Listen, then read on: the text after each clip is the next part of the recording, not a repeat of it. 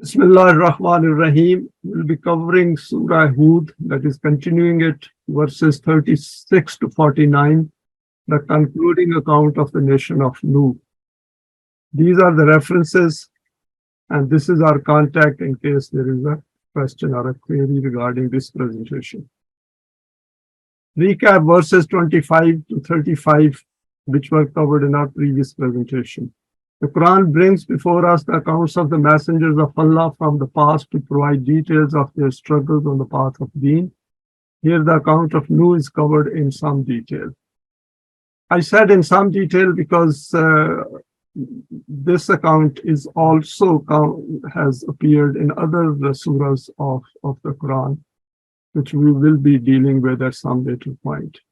He passed the message of Wahi to his people, and those who were from the lower strata of society responded to the guidance and joined with Nuh.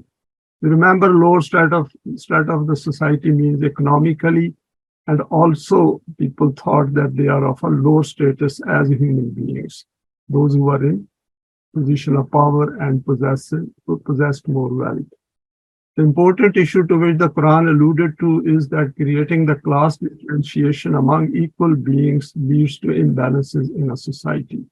So in the case of this account of Hazrat Nuh, Quran has brought out this one single most important factor, that class differentiation within a society brings down the society, causes decline. And of course, this was not the only evil or wrong doing in that society. There were others as well, but this is the main focus of the Quran in this story of Hazrat Nuh. However, those who were rich and in a position of power refused to listen to the message and opposed it, as they did not approve of the message of Allah and wished to continue under the existing system of which they were beneficiaries. Nuh continued to warn them and told them that the existing system simply cannot continue uninhabited.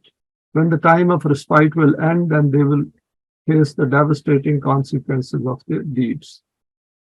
Nuh also informed them that he is not interested in any material recompense for his efforts, as his reward is with Allah.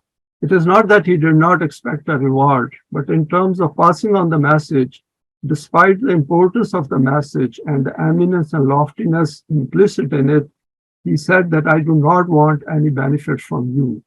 I earn my own living, and all I want is that the society should be transformed for the good of everyone. He is a messenger of Allah, and his duty is to communicate Wahi to them. According to the law of requital, everyone is accountable for their own deeds, and ultimately the outcomes of human crimes lead to ruin and destruction. Let us go to the first verse of this presentation, 1136, understanding the finer details of the world in which we live. وَأُوحِيَ إِلَىٰ نُوحٍ أَنَّهُ لَنْ يُؤْمِنَ مِنْ قَوْمِكَ إِلَّا مَنْ قَدْ آمَنَ فَلَا تَبْتَئِسْ بِمَا كَانُوا يَفْعَلُونَ. At this point, Wahi was sent to Nuh that no more people other than those who have accepted Eimaan will accept Eimaan now after them. Hence, do not be unnecessarily distressed by whatever these people are doing. Your worries and anxieties will not be able to make any change in their condition. Now the time has come that you should dissociate from them. Very important point noted over here by the Quran. And let us expand it a bit further. Followers of the Quran need to be highly aware of the world around them.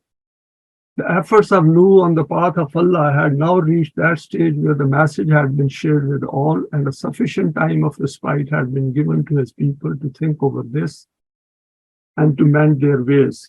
We remember this message was not passed on over 1 year or a few years, but a number of years. As noted in previous verses, there were not many who joined hands with Nuh for the establishment of the system under the direction of the Wahi of Allah.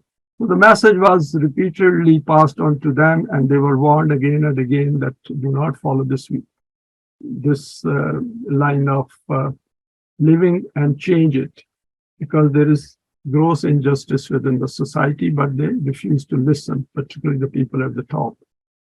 Nuh is quoted to have said elsewhere that قال نوح رب إنهم أسوني واتبعوا من لم يزده ماله وولده إلا خسارة. Nuh said, O my Rabb, they have gone against me, but they obeyed those with wealth and children. give them no increase but only loss. And then he concludes, وَقَالَ نُوحٌ رَبِّ لَا تَذَرْ عَلَى الْأَرْضِ مِنَ الْكَافِرِينَ دَيَّارًا. And Nuh said, "O my Rabb, leave not of the kafirin a single one on earth." Very strong statements, both these are. It's worth going through this Surah 71 because there are a number of issues mentioned over there by the Quran which can be related to the world in which we live. Since Allah knows the secrets of the hearts, hence He agrees with Nuh, and here it is confirmed by Him that there are no more people among His nation who are looking for guidance. Therefore, the next stage of the law of requital will commence very soon. So, an assessment was carried out by Nuh with regard to the people to whom he passed the message. And then Allah agreed with him. And that is the point we should keep in mind. Of course, that was a smaller society. In a world of 7.5 billion people, it is impossible to know where these people stand unless we give message to everyone over a period of time and we know that the message has been given and explained. This means that Nuh and Momineen need to construct an ark so that they could escape the impending flood and be saved as per the physical law of Allah. Now, further reflections on this verse. There are a few points here which need a profound reflection. Firstly, since the process of Wahi has been completed in the Quran, how will we know the state of the world in which we live in terms of acceptance of guidance? As noted previously, the Quran asks us to continue spreading the message using rational reasoning and not to feel stressed about the outcome of our efforts. Secondly, we need to remain updated about the state of people and their conduct in the world and the society in which we live. Because Nuh also came to this conclusion after watching their conduct over a period of time. In light of the Quranic values, for example, how the man-made system is conducting itself and the state of its decline. Through sharing the message and the response of the people, we come to grips with human psyche and its issues. So there is a lot to learn through this observation process where we interact with human beings around us. And of course, in today's world where media is very strong, and we can go over to the social media as well and see how people are thinking and how they are acting in their own life across the world. Thirdly, Allah guides us in this verse that we need to reach that level of development of the self where we come to terms with the deliberate wrongdoings of people which contribute to imbalances in the world. By coming to terms with that understanding, we need to become stress-free. Because if we are knowledgeable, if we know the causes of the effects or the causes of the crimes or wrongdoings in the world, then we will understand that these human beings are doing it deliberately and they are responsible for it. Part of this information gathering is to be cognizant of the changes taking place in the physical domain, for example, political changes, finance markets, manufacturing domain, military industrial complex and its activities. And of course, we can relate it to wars, conflicts, and what is going on in the world. So that is important that we should keep abreast with what is happening in the world around us. Let us look at the next two verses, 11, 37 and 38, acquiring the ability to deal with destruction. وَاسْنَا الْفُلْكَ بِأَعْيُنِنَا وَوَحْيِنَا وَلَا تُخَاطِبْنِي فِي الَّذِينَ ظَلَمُوا إِنَّهُمْ مُغْرَقُونَ وَيَصْنَعُ الْفُلْكَ وَكُلَّمَا مَرَّ عَلَيْهِ مَلَأٌ مِّن قَوْمِهِ سَخِرُوا مِنْهُ قَالَ إِن تَسْخَرُوا مِنَّا فَإِنَّا نَسْخَرُ مِنكُمْ كَمَا تَسْخَرُونَ. O Nuh, now begin to construct an ark under our supervision and according to our Wahi, and be warned. Do not say a word to us about these transgressors, because their destruction has now been confirmed due to their deeds. They will all be drowned. And this is a defining moment in this struggle by Nuh and Momineen in that piece of land. That now the decision has been made by the law of requital of Allah that these people have reached that stage where their time of respite is about to end. Consequently, he began constructing an ark. When the leaders of his nation used to pass by and see him constructing an ark, they would ridicule him.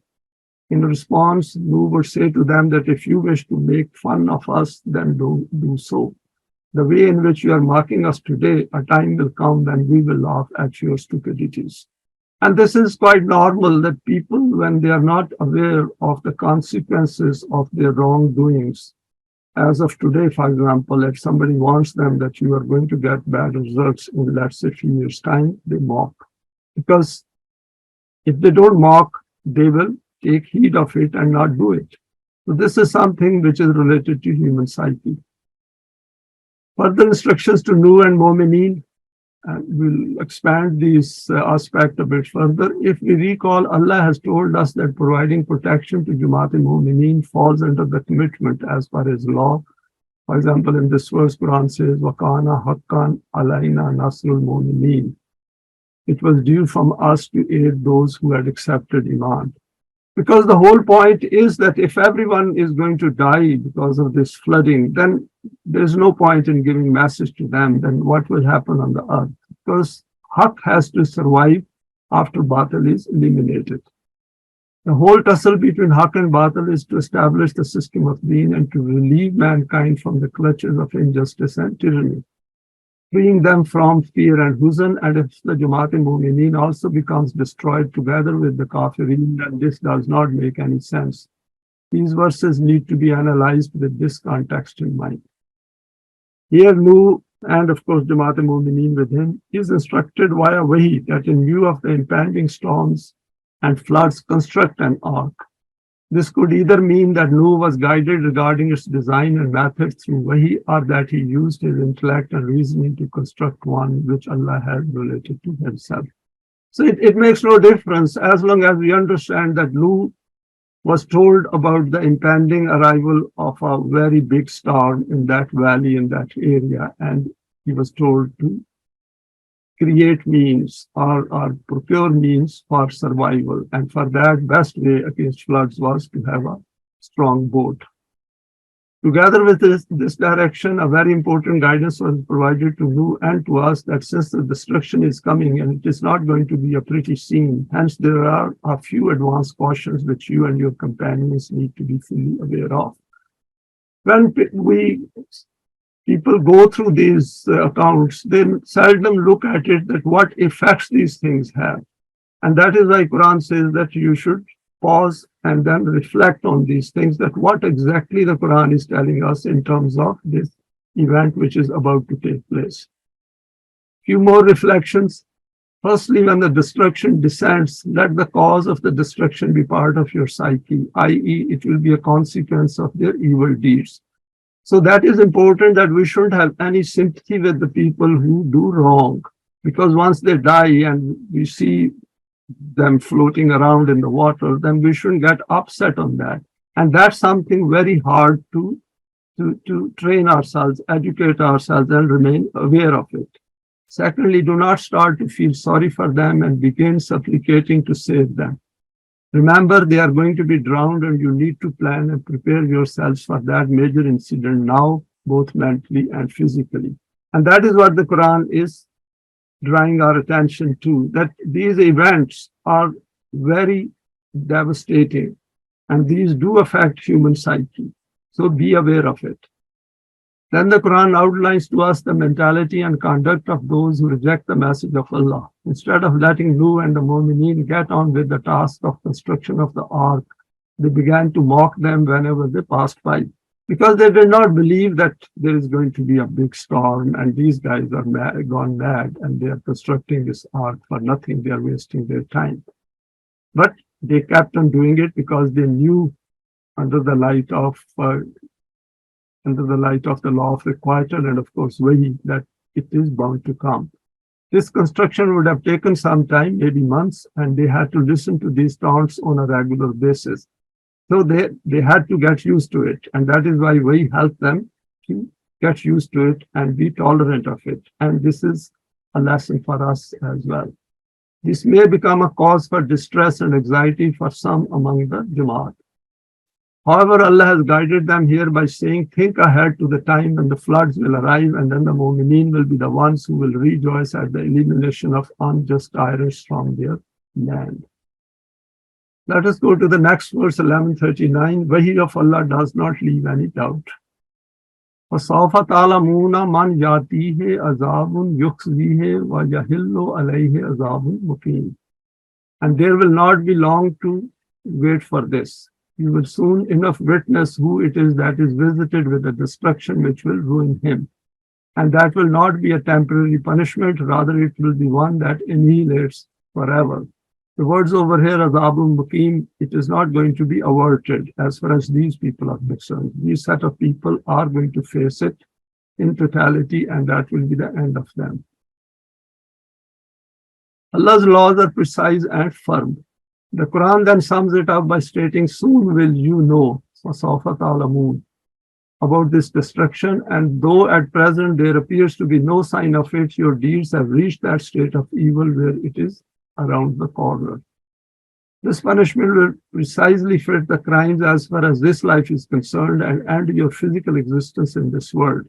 We have talked about this thing that death is a fact of life. Over here, what is happening is that the time of death has been advanced. It has come forward. You will bring this humiliation and shame on your own selves for which you were warned over a sufficiently long period of time, but you failed to take advantage of this law of respite. Then the Quran states categorically, leaving no doubt in mind, that this punishment of theirs is not going to end soon. It will remain in place as after their physical end in this world, their undeveloped self will have nothing in the hereafter. It is a short verse, but it sums up the seriousness of human creation, which is in possession of a self which is subject to the sphere of the law of the Quieter. Here the Quran invites us to note the importance of our short stay in this worldly life and compares the thought process of Momineen and Kafireen. Let us go to the next verse, level 40, instructions provided for the post-destruction era. حتى إذا جاء أمرنا وفارت النور قل نحمل فيها من كل زوجين اثنين وأهلك إلا من سبق عليه القول ومن آمن وما آمن معه إلا قليل. Because these people had made it their practice to oppose Nuh and to mock him in every matter, therefore they did not pay any serious attention to the issue of his constructing an ark.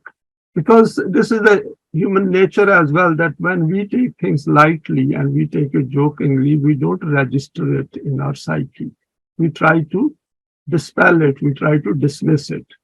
Otherwise, had they employed their intellect and reasoning, even the slightest, and had listened to the way in which Nuh was warning them of the impending danger, then they would not have behaved thus. In any event, they kept ridiculing him until the moment arrived when, according to the law of Allah, rainwater started descending in torrents from the surrounding hills in the valley, and it took the shape of a flood. We instructed Nuh to keep 2 pairs of everything which was required in the ark with him, and to also take your family. And over here, inverted commas, I put it because this point will come in the next few verses, along with you, except those whom it has already been decreed that they are deserving of punishment due to their wrong conduct. And that was, i.e., the son of Nuh and his wife. Furthermore, also take those people along with you who have already accepted Eimaan.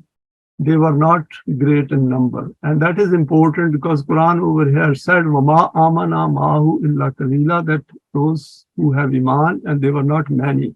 So numbers is not an issue, and we'll reflect on that. Momineen need to plan ahead for all eventualities.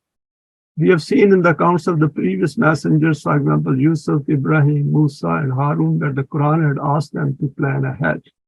Planning for risk management has become a proper field which is followed in the developed world. It is called hazard study or hazard and operability study.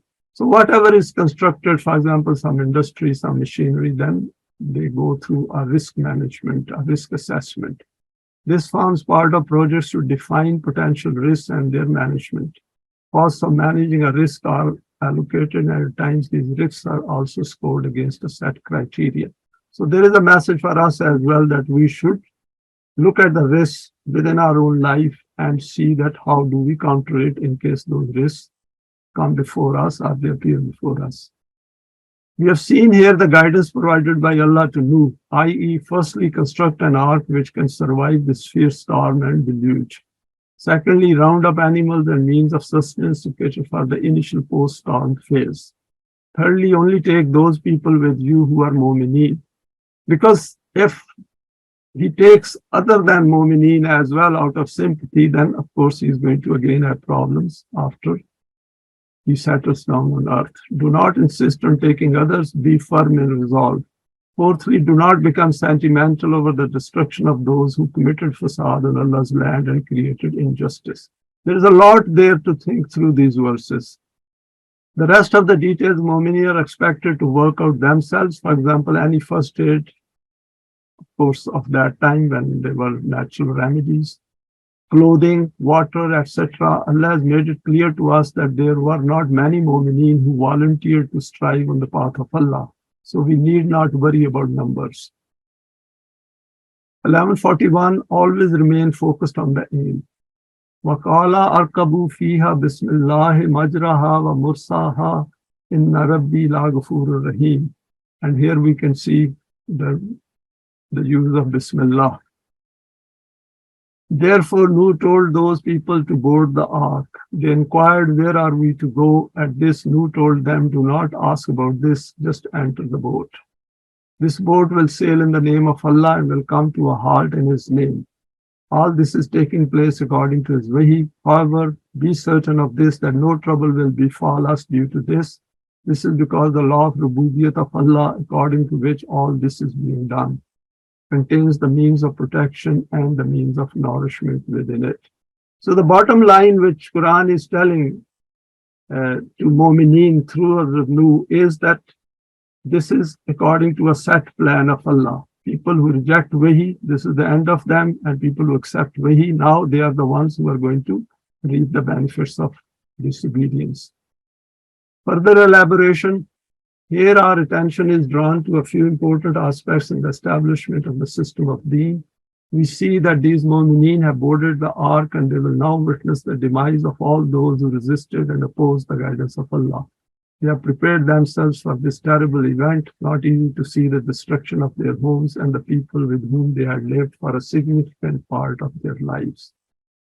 It's an emotive issue as well, and an issue of understanding that how we have to, those who have come to the Quran and looking for the system of Deen, how they have to become firm-footed and develop that resolve. And we have seen, even in today's world, when there is a war and people die and their dead bodies fly around and the helicopters, they fire on, for example, marriage parties and see what happens on the ground. So all these things we should keep in mind, that human beings have to be prepared for these events. They themselves are not certain about their future either. All they know is that this ark of theirs will of a surety land somewhere after the flooding is over.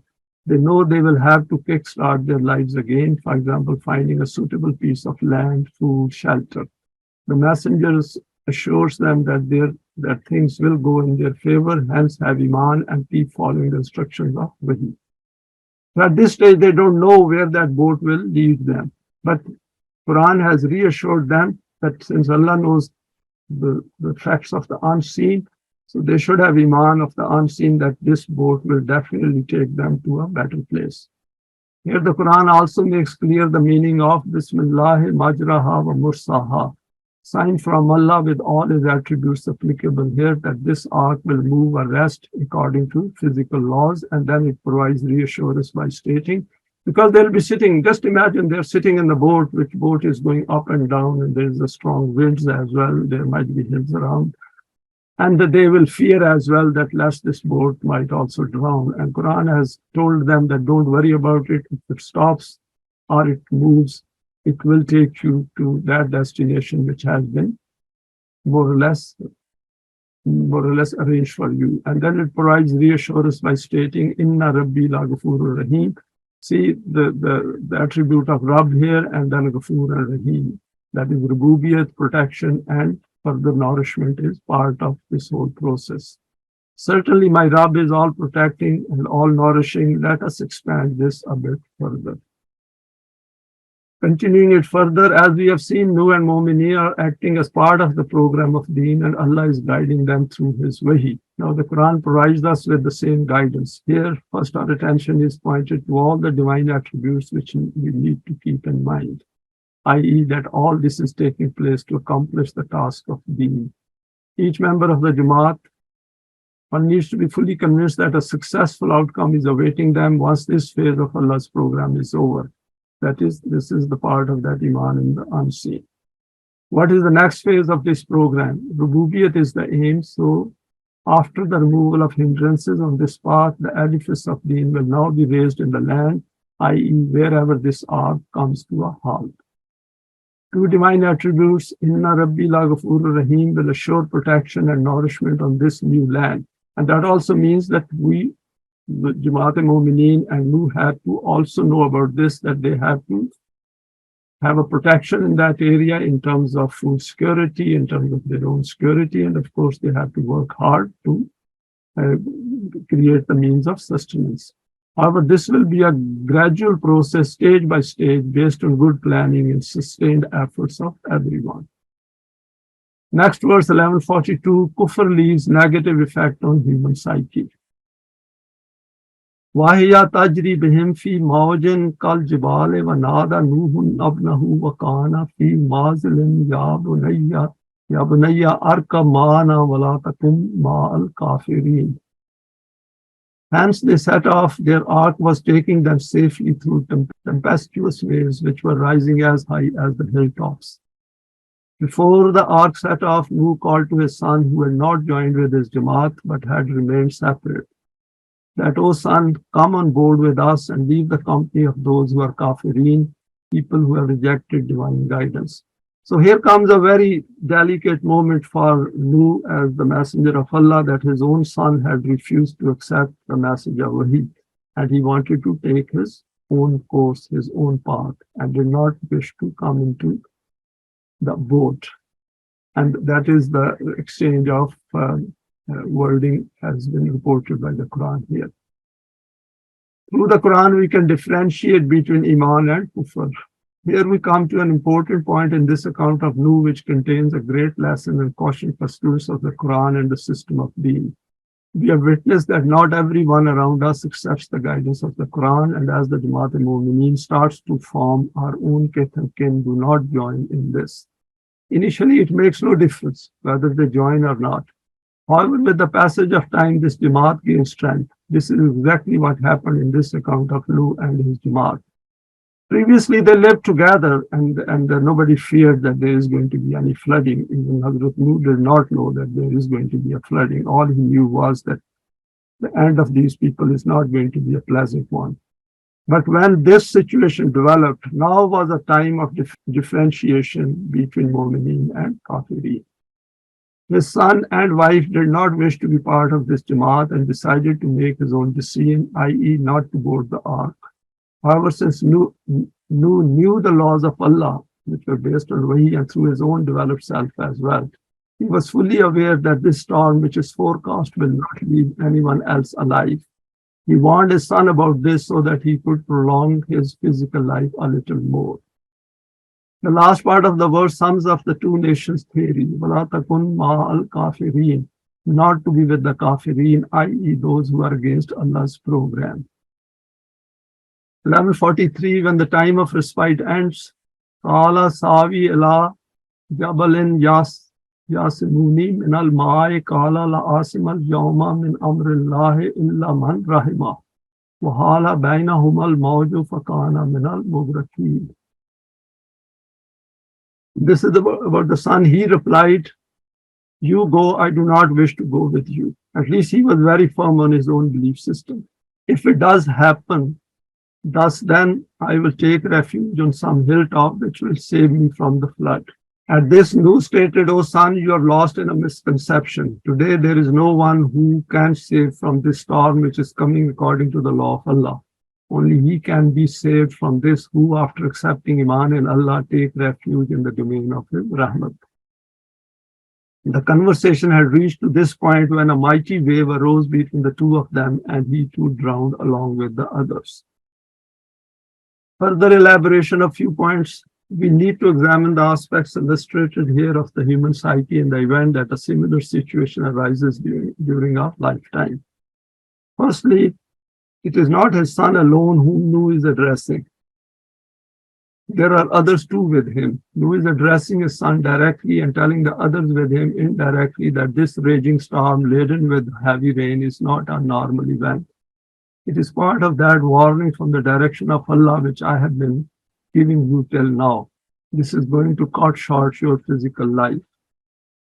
Secondly, it is part of the functioning of the law of requital, and this destruction will lead to the emergence of a new era in the land.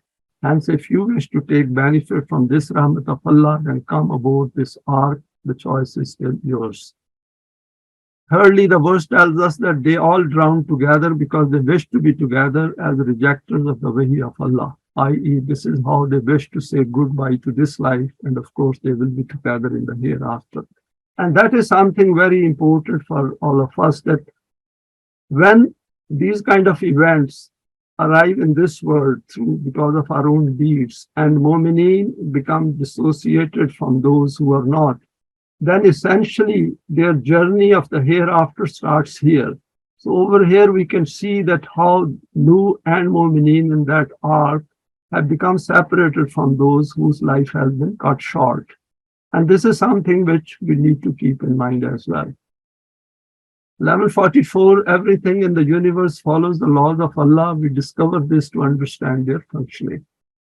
Wakila ya ardu ablai maika wa yasma'u akli wa nizal ma'u wa kuzil amru wastawat alal judi.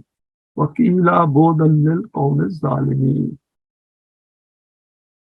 Meanings of the verse, and then there was a decree of Allah that, O earth, swallow your water, and O clouds, halt your rain. Just see how beautifully the Quran has put together over here the expression of stopping the rain and stopping the storm. And so the water receded, and in this way that event ended. And the ark of Nuh came to a halt, safe and sound and Judy. And the Jamaat of Momineen were informed that those oppressors who used to mistreat you like this have become deprived of life and its prosperities. Further reflections on this verse. Here the Quran has not gone into any details about the intensity and duration of this rainstorm. But those of us who might have experienced some flash flooding, in fact, there should be some YouTube videos as well. If we look at the flash flooding, it comes very rapidly and people hardly have a time to escape. However, we can draw the conclusion that this storm did the task for which it had materialized as per the physical laws of Allah. The Wahi of Allah had provided a prediction to Nuh and Momineen. And over here, I've quoted from my own study of hydrology. In hydrology, statistically, there are such events predicted and quoted as being 1 in 10 years, 1 in 50 years, 1 in 100 years, or, for example, 1 in 1,000 years events. And this does not mean that 1 in 100 years event will only happen once in 100 years. It could happen tomorrow, and it could happen after a week or a few weeks as well. So one can have 2 consecutive events as well. It is the way this is represented statistically. For example, road drainage systems are designed based on the hydrological data of 1 in 10 years, flooding in urban areas. Because if they build 1 in 100 years, then it will be very expensive. They will have to put in very big diameter pipes. And that is why some limited flooding is accepted within the streets. While motorways are designed, for example, on 1 in 100 years flooding data, because heavy flooding cannot be accepted on motorways because it can lead to some accidents due to high speed. Allah has then described the next step in language, which in itself is a marvel of the Quran and which provides reassurance to the Momineen. Once the task of elimination was completed precisely and accurately in the way the law of requital wished it to be concluded, the next issue was to halt the rain and bring about normality, so that the ark would come to a halt at its intended place. Here the Quran has noted that the ark came to a halt on Judi. It could be the name of a place and can also mean a pleasant land where things could be progressed at a rapid pace and human efforts could bear fruit, For example, a very beautiful and fertile land. We can look into Lughat al-Quran for this word beauty. There is some more detail given there. All this was done to fulfill the command of Allah as already communicated to Nuh and his Jamaat, now preserved in the Quran for us. Why was this done? Now that is the question which arises in our mind. And let us look at it so that it is left as an evidence for all times for mankind that the consequence of doing injustice and oppression in the world is that it comes to an end when the time of respite is crossed by unjust people. Everything follows Allah's laws, and no one in the universe can go against his laws beyond the limits defined by the law of requital. Despite the fact that all human beings had to die at some point in time, those human beings who cross the limits defined by the law of requital can end up cutting short their stay collectively so that the world becomes free from their injustice and tyranny. Let's go to the next verse, 1145, the issue of defining a family made clear by Allah for all times to Momineen. وَنَادَى نُوحٌ رَبَّهُ فَقَالَ رَبِّ إِنَّ ابْنِي مِنْ أَهْلِي وَإِنَّ وَعْدَكَ الْحَقُّ وَأَنْتَ أَحْكَمُ الْحَاكِمِينَ. When peace was acquired in this way, then Nuh called on his Rabb and said, "O my Rabb, my son was from my family, and it was your promise that my family will be saved. And your promises are always true, and there is none above you who can alter your commands. In view of these realities, my son should have remained protected. Why was he drowned?" Further elaborations. Now we should keep in mind that this supplication could be loud because remember he is among Momineen who have now escaped that flooding.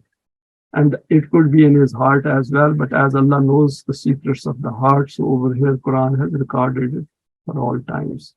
Despite being the messenger of Allah and the recipient of Wahi, Nuh was also a human being who had a strong biological affinity towards his son. This could have been his thought or could have been his supplication out loud as an expression of his profound grief over this loss. And grief is part of it. There is no doubt in that, even if one has acquired a very strong determination and steadfastness, still loss of immediate family members does cause grief. Allah has not gone into finer details, but has noted this for our guidance as students of the Quran. It is possible that Nuh did not witness the death of his son through the storm as his ark moved away from the valley, and he may have thought that his son was still alive.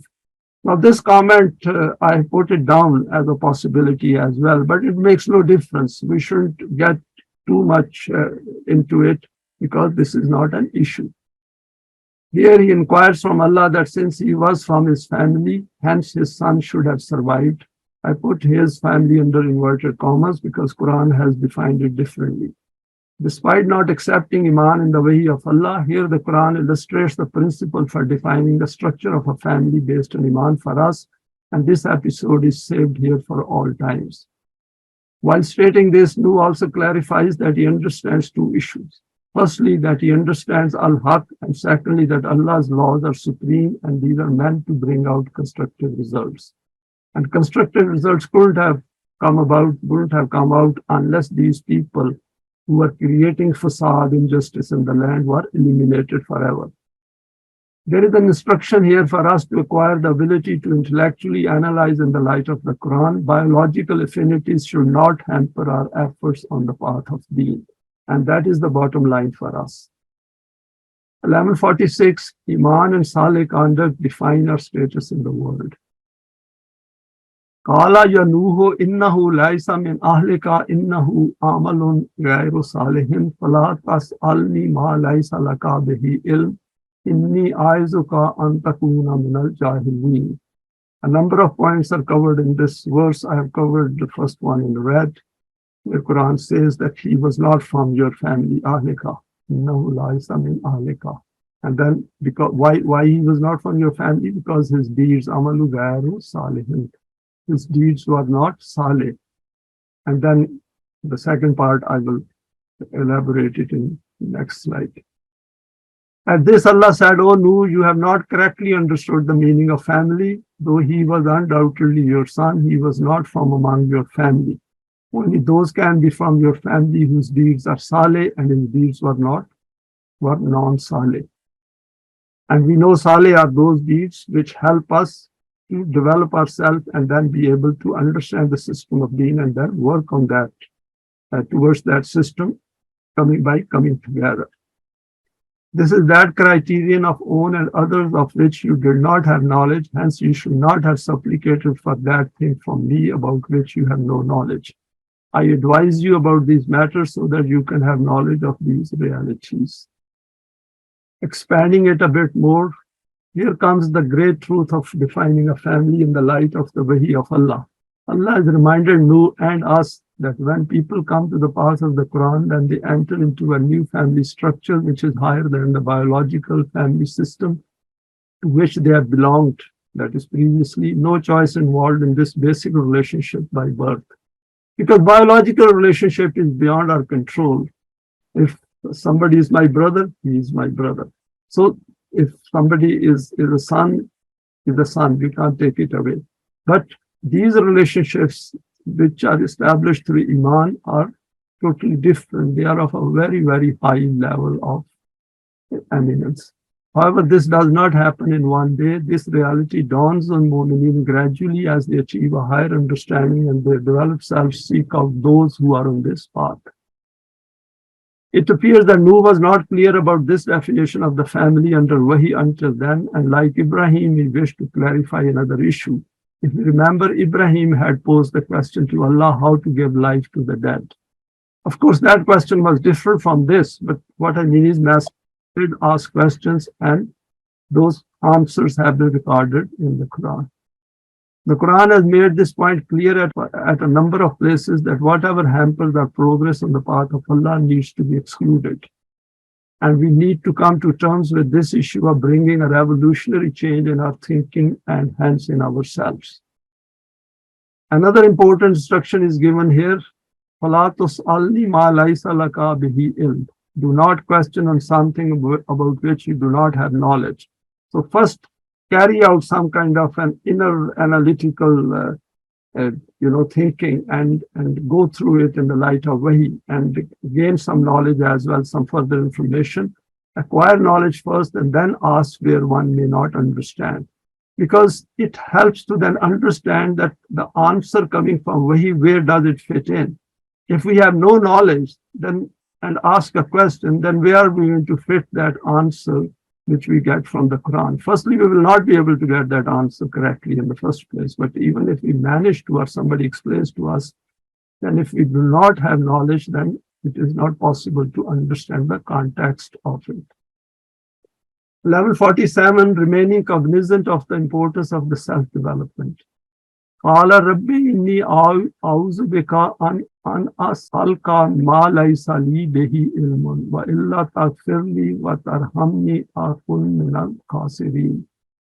The meaning of the verse is, Nuh replied, O my Rabb, if I supplicate to you about such thing which is not within my knowledge, then you know that it is due to not knowing about it, not because of some other thought. This is why I expect that in these matters, your blessing and support will continue to take full care of me. If I do not receive the means of protection and nourishment from your direction, then I will be ruined. Further reflections on this verse. Here Allah has quoted the response by Nuh and has said that he understood the issue quickly in the light of Wahi and also related to the situation on the ground. Acknowledged his shortcoming, all those who were with him as Momineen had made that decision to be in the ark for a higher aim of life. And it was not an easy decision, leaving all family behind and outside the ark and knowing that they will never see them again and they're going to be destroyed and their dead bodies might be floating around. It was not an easy decision. They had to have a very strong will, very strong resoluteness to get onto that ark. They may have also moved away from their families and relatives who may have rejected the message of Allah. Two important divine attributes are noted here for our attention, protection and nourishment. There is no point in escaping the floods and not then be able to grow further and prosper. Both these are fundamental in the establishment of the system of deen, and Nuh and the Momineen need to manifest these on a larger scale. The realization of the laws sustained by not following the path of Wahi holds the key to understanding the Quran, and it is emphasized here at the end of the verse, Akun minal khasirin, that if we do not follow this path, then we are going to be among those who suffer. 1148, the law of requital will help you and will continue to operate in the new land. Ila yanuho ahbit bisalamin minna wa barakatin alayka wa ala umamin mimman ma'aka wa umamun salu matteuhum summa yamassuhum minna azabun alim. We said, O Nuh, now disembark from the ark because there is no longer any danger. It is possible this thought may arise in the hearts of your companions that the land which has been underwater for so many days, how can the means of sustenance for life be obtained from it? Do not worry about this. You and your companions will obtain the means of sustenance in abundance. As far as those groups are concerned who will not work with you, they will also receive worldly means of sustenance according to physical laws. But their future will be dark, and ultimately they will be engulfed in a painful chastisement. Further elaborations. Having reached the point where things became normal after the water receded and the land became dry, Allah has stated two important points for our guidance. Firstly, there is no further threat to your security, and the state of peace has arrived after a long period of trial and tribulation for all of you. Remember how many years of suffering they had gone through. And it was a tough ordeal for them. And now another tough ordeal had arrived because immediately after the floods, now they had to restart their life. Secondly, I noted in this term for barakat and alaika, there is going to be an opportunity for all to grow both physically as well as in relation to the development of yourselves, because now they will be able to follow the guidance of Wahi, and that should multiply their prosperities. However, having gradually established the system under the guidance of Wahi, as you multiply and the population starts to increase again, there will emerge those people who will not agree with the guidance of Wahi. Because the cycle will start again, despite the fact that now Momineen will be the ones who will be running the affairs of that society, that village, that town, whatever it turns out to be. But there will be people who will again start disagreeing with them and will not accept the message of Wahi. You all need to bear this in mind and remain aware that this state of tussle between Batil and Haqq will always continue. The point to remember is that under the physical laws, the means of sustenance will be available to everyone. However, if the guidance of Wahi is not followed, then they will reap the recompense of their wrong deeds, which will take them to their own ruin. 1149, aspects of historical accounts covered in the Quran are based on facts and provide help to Momineen. Tilka min nambail gaibe nuhiha ilaika ma kunta ta'lamuha anta wa ala qaumuka min qabli hadha fasbir innal aqibatul lil muttaqin. And I've highlighted the important parts, particularly the last one, innal aqibatul lil muttaqin. The Quran has put that emphasis here on muttaqin. O Rasool, these are those matters of the unseen which we are narrating to you via Wahi. They are unseen because you and your people before this were not aware of these details. And we are informing you for this reason so that your heart becomes strengthened from these facts from history. That no matter how many hardships have to be faced in the beginning, in the end, success belongs to this very Jamaat which observes the laws of Allah. When this is the reality, then remain steadfastly on your program. Your success is assured. Allah helps those who are muttaqi. And we know muttaqi is a very high level of self-development under the definition of the Quran. And that is why Quran at the beginning says, Hudan lil muttaqin, that the Quran is for those who wish to become muttaqi. Elaborating this verse a bit further, the account of the people of Nuh contains clear guidance for us. We have also seen in the account of Bani Israel in Surah Yunus that it needs years of persistent striving on the path of Allah after accepting Eimaan and then continuing to perform salih deeds. Allah recognizes human efforts on His path, and then by narrating these details tells us that this is a set defined path which is like an exact formula which needs to be followed. Let us look at the account of Nuh noted here. Firstly, for years, Nuh kept reminding people about the Wahi of Allah, and the message was rejected, especially by those in power. The others followed them rather than coming towards Nuh and the Momineen. Secondly, some of those who were from the working and lower class accepted Eimaan as they were the ones who understood the Wahi of Allah and the rationale behind it. Thirdly, society reached a stage where it was concluded by Nuh and also by Allah that no one else is going to accept Eimaan after this. Hence, the Momineen need to be separated from the Kafirin so that Deen could be established. Up to this point, not much had changed in the society. There were a few Momineen and the majority remained as rejectors of Al-Haq. The society had sunk into an abyss and had to be dealt with justly under the domain of the law of requital. Remember what Allah has said at the beginning of today's presentation, that no more people are going to accept Eimaan because Allah knows the secrets of the hearts. Account of the people of Nuh. These accounts from the past are succinctly described to us to provide reassurance that Allah's laws do not change and these consistently treat everyone the same in every era. Since the same human beings reside on the planet today, hence what happened then will occur again if the Jamaat of Momineen emerges and follows the path followed by Yusuf, Ibrahim, Lut, Musa, Yunus, Nuh. The circumstances may be different, but the laws will always remain the same and the Quranic formula will never lose its efficacy. Firstly, Allah is still there as He is Huwal Hayyul Qayyum, that He is alive and He is well established. Secondly, the same human being with the same latent potentials. لَقَدْ خَلَقْنَا الْإِنسَانَ فِي أَحْسَنِ تَقْوِيمٍ. So the Quran says that human beings are created with very high latent potentials, very lofty latent potentials, but only in case they use them, in case they bring them out by using the guidance of Wahi. Thirdly, Amanu wa amilu salihate, that is, after accepting Eimaan, they should do those deeds which bring out their best, which bring out what is kept within them as Ahsan Taqweem. This recipe will bring out the best if human beings understand it and then adhere to it all together. Fourthly, Batil will remain in place until Haqq emerges and replaces it. If there is no Al-Haq in the world, then essentially human beings live in such a system, remain deprived of this choice. It is the Jamaat of Momineen who arrive and create this option and choice for mankind.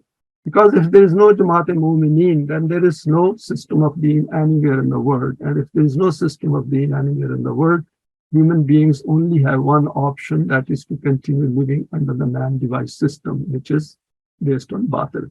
This is stated in the sum up, Innal Aqibatal lil Muttaqeen, that in case we want to have a system of Deen, then we have to become Muttaqi, come together and keep striving for this till we can establish the system.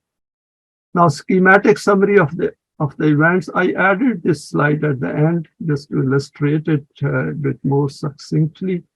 People in the town, city, living their life, and Wahi of Allah is sent down through Nabi and Messenger Nuh. Nuh understands the message and then starts to share it with his people. He points to them the imbalances in the society, and due to this, the environment of fear and huzn in which they live. Then people at the lower end of the society respond to Wahi, because Wahi is essentially comes to give rights to people. And when we talk of rights to the people, it is the people at the lower end of the society who are yatim and miskin and treated unjustly, who to them it appeals and join with Nuh. But we should also keep it in mind that it is not about just alleviating them from the economic problems. Wahi comes to give them the aspects of self-development as well, because Wahi caters for both. To remove economic deprivation is definitely part of it, but it is far higher than that. Those at the top in a position of power reject the message and wish to continue with the system of which they are the beneficiaries. So those who wish to implement this system, who want to work for the system of Deen, must have a developed self themselves. Because if they don't have a developed self, they cannot simply understand the efficacy and importance of the system of Deen. Nuh warns them that this state cannot continue unabated. They continue to reject. This takes place for years on end. Gradually, a stage comes where Nuh and Momineen arrive at this conclusion that no more people are going to accept the guidance of Allah. The time of respite in their case is coming to an end very soon. Allah agrees with Nuh as he knows the secrets of the hearts. Nuh and Momineen, of course, Nuh is directed to construct an ark to survive the impending massive flood. Nuh, together with his companions, builds the ark, and this is going to take a long time, and it's a lot of hard work. Just imagine that at that time, of course, they must have all the tools and everything, because the people who joined with Nuh were also from a lower class. They were mostly of the technical class. They must be carpenters and ironsmiths and others. He carries out detailed administrative planning to carry all that is required as means of sustenance to start a new life after the flooding stops. A heavy rain-laden storm arrives, and the ark with Nuh and Momineen sails through it without harm and takes them to safety. The evil people of the society are destroyed, their physical life cut short as per the advanced warning of Allah. Nuh is provided with further guidance about the future, and the note here is the question for us is, where are we in these stages? And we can figure out ourselves as well, and we can discuss it under discussion that where are we in the world? Because we see the way world is going, and it is, of course, on the decline, and the systems are in a different transitory stages. Thanks for your time and for sharing this today. Please feel free to share it with your contacts. You may like to subscribe for future talks related to the Quranic system of belief.